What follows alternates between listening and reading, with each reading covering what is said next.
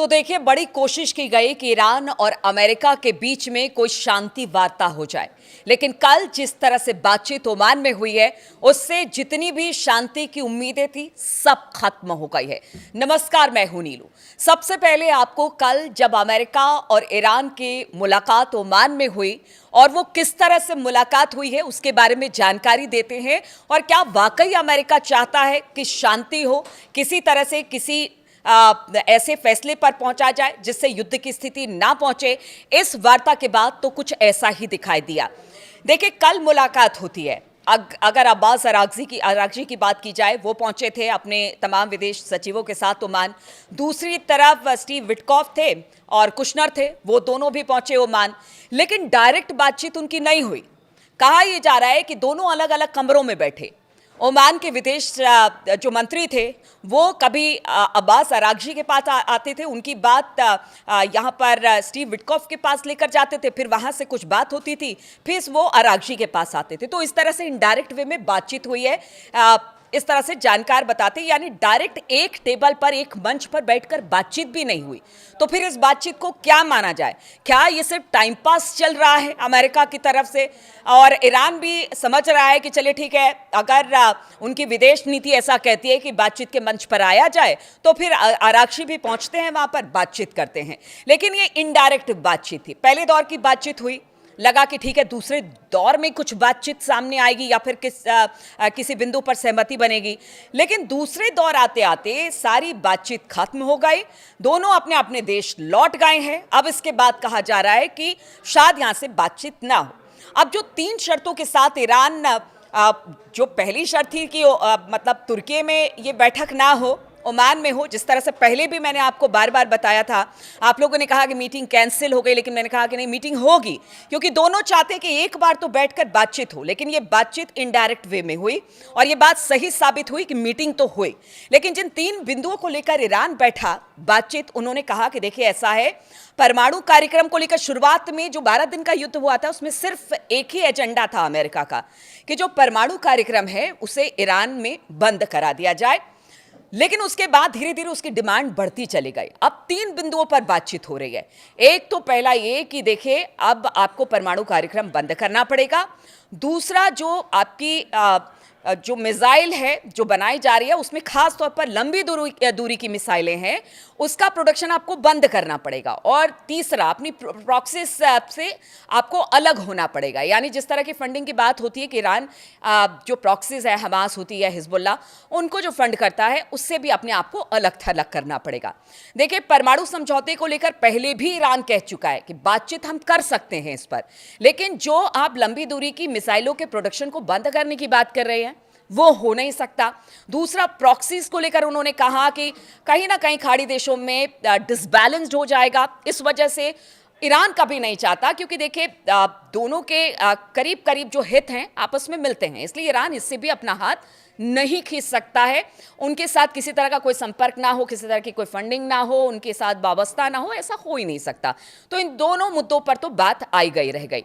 लेकिन बात यही हो रही थी कि देखिए, जब विटकॉफ और कुशनर पहुंचे हैं, उससे पहले बताया जा रहा है, जो जानकार बताते हैं कि वो इजराइल गए, वहां पर नेतन्याहू से मुलाकात की। उसके बाद बताया जा रहा है कि आईडीएफ प्रमुख से भी बातचीत की। उनका कहना था युद्ध होना चाहिए, लंबी दूरी के मिसाइलों पर रोक लगानी पड़ेगी ईरान को। अब देखिए, जब इसी माइंडसेट के साथ इजराइल से बातचीत करके आप अगर ईरान से बातचीत करते हैं तो फिर इसे क्या माना जाए? यानी कि पूरी तरह से आप इजराइल के फेवर में हैं, ईरान की बात आप मानेंगे नहीं। आपने कहा कि 275 किलोमीटर से ज़्यादा आपकी मिसाइलों की रेंज नहीं होनी चाहिए, यानी ना तो वो जॉर्डन और ईरान की मिसाइलें पहुंच सकती हैं, ना तो इजराइल पहुंच सकती हैं, और ना कहीं और वार कर सकती हैं।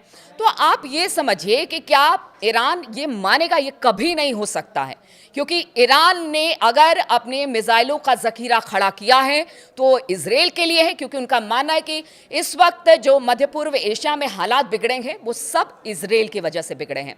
और अगर इजराइल को रोकना है तो फिर इस तरह के मिसाइलों की ज़रूरत होगी, क्योंकि गजा का जो हाल इजराइल ने किया उसके बाद तो ईरान कहीं से भी किसी भी बात को मानने को तैयार नहीं है। बात यहीं आई गई रह गई। अब बताया जा रहा है कि जैसे खुर्रम शहर 4 की बात की जा रही है या नूर की बात की जा रही है, जो मिसाइलें ईरान की है, कहा यह जा रहा है कि देखिए खुर्रम शहर 4 जिसकी रेंज इतनी ज़बरदस्त है कि वो तो अमेरिका तक जा सकती है, इजराइल को टारगेट कर सकती है, जॉर्डन को टारगेट कर सकती है, बीच में जो भी आएंगे सब उसके टारगेट पर हैं। दूसरी नूर की बात कही जाती है कि वो समुद्र के नीचे से वार कर सकता है, खास तौर पर इसे अब्राहम लिंकन के लिए तैयार किया गया है। अब आप समझिए कि किस तरह से जो नूर मिसाइल है इनकी, वो खास तौर पर अब्राहम लिंकन के लिए तैयार की गई है। तो फिर ईरान डरे क्यों, ईरान पीछे हटे क्यों? क्योंकि ईरान में खामनेई साहब पहले ही कह चुके हैं कि ईरान को डराने की कोशिश आप बिल्कुल भी ना करें। अगर ट्रंप की बात की जाए, वो कहते हैं कि देखिए आप लोगों को मारना बंद करें, बहुत सारे शर्तें रख दी हैं, लेकिन क्या कोई भी देश, कोई भी, आप सिर्फ ईरान की बात नहीं कर लीजिए, कोई भी देश अगर अपने आप को सेफ रखने की बात करता है, अपनी संप्रभुता की बात करता है, तो फिर उसके पास कुछ ऐसे हथियार तो होंगे ना जिससे वो अपनी रक्षा करेगा। और यही मिसाइल और ड्रोन ईरान के हथियार और उनकी रक्षा करने और उनकी ताकत है, आप उससे उसको अलग नहीं कर सकते हैं। तो बातचीत तो अब यहीं से खत्म हो गई है। अब बताया ये जा रहा है कि देखिए इजराइल हो सकता है कि जो ट्रंप है वो टाइम ले रहे हैं, समय ले रहे हैं, बातचीत का प्रोपेगेंडा खड़ा कर रहे हैं, क्योंकि उनको युद्ध चाहिए। दूसरी ओर इजराइल कह चुका है कि कहीं ऐसा ना हो कि ये बातचीत यहीं पर ख़त्म हो जाए और फिर मैं ईरान के मिसाइल के दायरे में रहूं और हमेशा मेरा और मेरे देश के ऊपर एक संकट खड़ा रहे कि कभी भी ईरान की मिसाइलें गिर सकती हैं। और वो कह रहे हैं कि देखिए इसीलिए लंबी दूरी की जो मिसाइल हैं वो ईरान बंद करे। अमेरिका बातचीत का रास्ता अख्तियार कर रहा है। कहीं ऐसा तो नहीं कि इजराइल हमला कर दे इस बीच में, ईरान इसके लिए पूरी तरह से तैयार है। ईरान समुद्र से लेकर खासतौर पर अगर हॉर्मुज जलडमरू की बात की जाए या यमन की बात की जाए, इस वक्त चारों तरफ जो ईरानी ड्रोन है, या फिर कहा यह जा रहा है कि कुछ ऐसी छोटी छोटी नावें तैयार की गई हैं जिसमें मिसाइलों से लैस है, उसमें कोई व्यक्ति नहीं है, वो जाएगा टारगेट करेगा, उसको भी सक्रिय कर रखा है। यानी ईरान पूरी तरह से तैयार है कि ठीक है, आप अगर जंग करेंगे तो उसका खामियाजा भुगतना पड़ेगा, और सिर्फ खामियाजा आपको नहीं पूरी दुनिया को भुगतना पड़ेगा। ईरान को कमज़ोर समझने की आप बिल्कुल एक तरह से कह लीजिए कि आप ये मत समझिए कि आप वेनेजुएला हैं और ईरान को आप वो समझ रहे हैं, तो ऐसा नहीं है। दूसरी तरफ अगर बात की जाए, बातचीत होती है और ठीक उसके 2 घंटे के बाद कुछ और सैंक्शंस अमेरिका की तरफ से ईरान पर लगा दिए जाते हैं। तो आप ये समझिए कि बातचीत का तो नाटक यहाँ पर सिर्फ अमेरिका की तरफ से हो रहा है, स्ट्रेटेजी कुछ और है। और ईरान को लेकर अमेरिका ये सोच रहा है कि अंदर से हालात खराब है, जो उसकी माली हालत है बहुत अच्छी नहीं है, ये समय है जब ईरान पर हमला किया जा सके। और इसी वजह से उसने तमाम सैंक्शंस और 2 घंटे के भीतर भीतर, बातचीत के सिर्फ 2 घंटे के भीतर भीतर कुछ और सैंक्शंस ईरान पर लगा दिए हैं। इधर अमेरिका ने अपने लोगों से कह दिया है कि देखिए भाई, आप ईरान छोड़कर निकल जाए, आप अगर नहीं निकल सकते हैं कुछ ऐसी महफूज जगह पर चले जाए जहां पर आप अपने आप को बचा सकते, अपना फोन चार्ज रखें, अपने लोगों से आप बातचीत करते रहे ताकि आप संपर्क में रहें। तो इस तरह की बातें क्या बताती हैं? यानी अमेरिका सिर्फ टाइम ले रहा है, ईरान पर हमला करना उसकी एकमात्र इस वक्त मंशा दिखाई दे रही है, और इजराइल का साथ उसे है। दूसरी तरफ चीन ने भी एडवाइजरी जारी की है अपने लोगों के कि वहां से आप ईरान छोड़ दीजिए। लेकिन देखिए, इस बार अमेरिका और इजराइल साथ हैं तो चाइना जो है वो पीछे से ईरान के खड़ा है, और वो कभी भी ईरान का साथ नहीं छोड़ेगा। कह रहे हैं कि अगर ये जंग शुरू होती है तो फिर ये महाविनाशक होगी, तीसरे विश्व युद्ध इसे कहा जा रहा है कि तीसरा विश्व युद्ध ये होगा।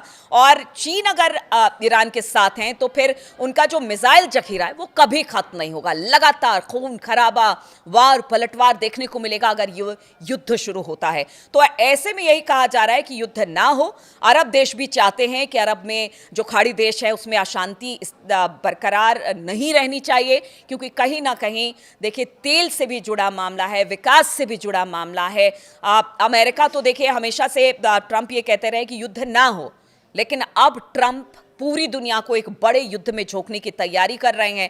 तैयारी अपने तरफ से भी पूरी कर ली गई है, क्योंकि देखिए अमेरिका के पास सब जानते हैं कि कितना बड़ा उसका सैनिक जमावड़ा इस वक्त खाड़ी देशों के इर्द गिर्द है और खासतौर पर ईरान को घेरे हुए है। लेकिन ईरान अपने मिसाइल और अपने ड्रोन के साथ खड़ा है कि इस बार चैलेंज ऐसा होगा कि अमेरिका को ये सोचना पड़ेगा कि कहीं वो इतिहास की सबसे बड़ी भूल तो नहीं कर रहा है। और अगर यहां से अमेरिका पीछे हटता है तो फिर समझिए कि अमेरिका की साख पर किस तरह से सवाल उठते हैं। आगे आने वाले दिनों में हर वो बात स्पष्ट हो जाएगी जिसमें अमेरिका और ईरान के भविष्य का फैसला हो जाएगा। इसलिए हमारी भी नजर लगातार इस पर बनी हुई है। आप बने रहिए हमारे साथ।